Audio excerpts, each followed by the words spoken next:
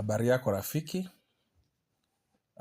message yako nimeiona, najua umenitafuta na umenipata kwa huko WhatsApp kwa sababu unafahamu hii ni namba ya admini ambaye anaunganisha wachumba kama ambavyo hapo inajieleza kwenye profile yangu.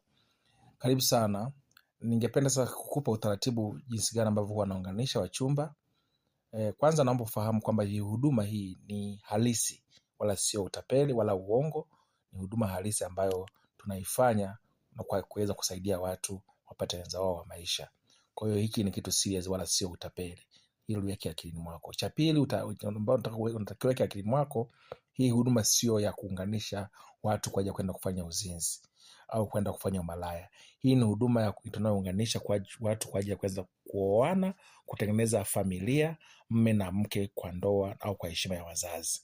Kwa hiyo tofautisho, nimekuelekeza haya kusudi uyatambue kwanza, uelewe msingi wa huduma yangu. Kwa hiyo sio huduma ya utapeli, lakini pili sio huduma ya kuunganisha watu wakafanya uzinzi. Tunaunganisha watu kwa ajili ya kuweza kuoana au kutengeneza familia.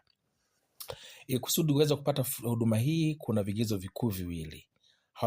Cha kwanza hawataki kuwa kwenye ndoa. Cha pili kuna ada ya kuunganisha, unalipia shilingi 10,000 ya kuweza kumwezesha admini. Nikianza kufafanua kwenye kuhusu usio kwenye ndoa, hatutaki kwenye ndoa kwa sababu sisi tunakuunganisha na mwenza ambaye yeye anahitaji ndoa. Kwa hakuwezi kuwa na ndoa mbili. Azazi kama ni Muislamu, mtoto akiwa anataka mke wa pili, sasa anaweza kukusaidia. Lakini kama Mkristo unataka mke wa pili, sitaweza kukusaidia. Kwa hiyo ile kwa upande wa wanaume. Kwa hiyo iko hivyo. Hatuunganishi mume wa mtu hasa kwa Wakristo. Lakini Waislamu kama nataka mke wa pili kwa sababu inaruhusiwa kwenye dini yenu, hamna shida. Kama wewe ni Mkristo, unajifahamu ni Mkristo, unataka mke wa pili, haiwezekani. Kama hiyo ni kwa wanaume. Kwa wanawake nadhani haina shida kwa sababu nyinyi mnaolewa, nadhani nyinyi hamna shida sana kwenye hilo. Isipokuwa tu mwanamke, kama ni mwanamke hautaki kuwa kwenye ndoa. Usiwe kwenye ndoa na mtu yoyote. Ndio unaweza kupata sifa ya kuweza kuunganishwa na mchumba ambaye wewe unamhitaji. Cha pili, kama nilivyosema, kuna ada ya kuunganishwa, unalipia shilingi 10,000. Hii ada unailipia kwanza. Tumeweka utaratibu kwa sababu wasumbufu ni wengi na mimi nahitaji kusaidia watu ambao wanakuwa uko serious. Kwa hiyo mtu akishalipia ada yake, kinachofuata ni huduma wewe unaunganishwa na mwenza wako na mhitaji. Ukishalipia ada yako hii, ndio naweza nikachukua sasa vigezo vyako ambavyo unavihitaji. Usichukue vigezo vya mtu kwa sababu anakuwa hata sio mteja, hajalipia ada, siwezi kuchukua vigezo. Umeona, ukishalipia ada yako na kutumia mwongozo, sasa tunachukua vigezo vyako kwamba wewe bwana unahitaji mtu wa design gani, unataka mpenzi wako au mchumba wako ana sifa zipi, wewe unaitwa nani, uko maeneo gani, uko mkoa gani, kabila gani.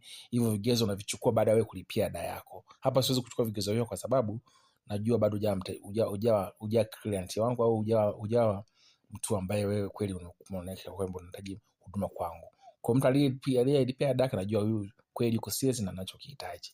Kwa hiyo kisha unalipia kwanza. Ukishalipia ada yako, basi kinachofuata ni huduma kuunganishwa na mwenza unayemhitaji. Tutakutumia mwongozo hapo. Ukishalipia ada yako na kutumia mwongozo hapo, unachukua vigezo vyako na vile unavyohitaji mwenza wako awe. Kama ni huyo mwingine ambao labda kuna mtu ambaye umemwona, umempost, umempenda, basi nitakuunganisha na huyo mtu wako ambaye utakuwa umempoint. Na pili, huwa naweka kuna ofa kwa mtu ambaye anakuwa ameshalipia ada yake, na kwa nimeshampatia na ofa na kukupatia na ofa ya wachumba 3 wa nyongeza. Wachumba 3 wa nyongeza naweka kama emergency kwa sababu nafahamu mnapokuwa katika kuyajenga na mwenzi, labda mtu wako wa kwanza amekupatia ambao umekuwa umempoint wewe, huwa inatokea labda mmepishana sehemu, labda yeye anataka hiki wewe anataka kile, umeona, hayo yanatokea. Kwa hiyo hilo kama adibira alifahamu linaweza likatokea, umeona. Kwa hiyo labda mkaa mjaridhiana, sasa mkashindwa kuendelea na hiyo mtu wako ambao ulikuwa umepatiwa mara ya kwanza. Kwa hao 3 tunakuwa wamesimama kama emergency, ambapo sasa ikitokea labda mmeshindana huyo wa kwanza, hamjaridhiana, unaruhusiwa kunirudia admini, bwana yule mtu wako hatujaridhiana, umeona.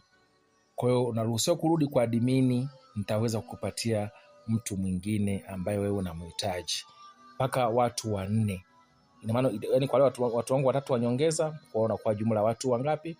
4. Kwa hiyo hawa watu unapewa bure, unakuwa haulipia ada tena, umeona. Kwa hiyo ndio utaratibu kwenye hilo. Kwa hiyo hao 3 wanyongeza haulipia ada, wanakuwa ni wa bure, wewe unapatiwa bure. Kwa hiyo ndio utaratibu kwenye upande wa wewe ukishalipia ada yako, unapewa hawa wachumba wa bure 3 wanyongeza. Kwa hiyo ndio utaratibu. Kwa hiyo kama umeridhika na haya maelezo na uko tayari, hamna shida, naweza kukuhudumia rafiki yangu, wala sina neno. Na huduma hii kama nilivyokuambia ni serious na sio utapeli, na hatufanyi utapeli. Tunatoa huduma yetu kwa misingi ya imani, maana mimi ni Msabato. Kwa hiyo kanisa letu halifundisha kuhusu utapeli watu. Tunahudumia watu vizuri, japo hatufahamia, lakini tunahudumia watu vizuri na sijawahi kutapeli hela ya mtu. Wanafanya kazi yao kwa uaminifu mkubwa. Kwa hiyo najua nimekufanulia utaratibu. Kwa hiyo wewe sasa, kama uko tayari na uko tayari kulipia ada yako, basi utaandika message hapo chini. Utaandika message ya maandishi. Usiandike message ya voice, usitume voice kwa sababu ninakuwa na watu wengi. Mimi natuma voice kwa sababu na watu wengi nashindwa kuandika. Kwa hiyo wewe kama utakuwa umeridhia, utanijibu kwa kutumia message ya kawaida. Yaani ya message ya kawaida kwa WhatsApp. Bwana niko tayari. Utaandika message niko tayari, usitume voice. Andika tu message kama niko tayari admin. Nitajua yuko tayari, nitakutumia namba ya malipo, kisha lipia. Nitakutumia mwongozo unaochukua CV zako, unaochukua CV yako ya kufahamu wewe ni nani, uko mkoa gani, una miaka mingapi, umeona. Kwa hiyo huo mwongozo nitauchukua baada ya wewe kuwa umelipia ada yako. Basi huo ndio taratibu. Kama uko tayari, utaniandikia message hapo chini, bwana admin niko tayari, basi nakutumia namba ya malipo, nalipia, halafu tunafanya muunganisho wako. Barikiwe sana.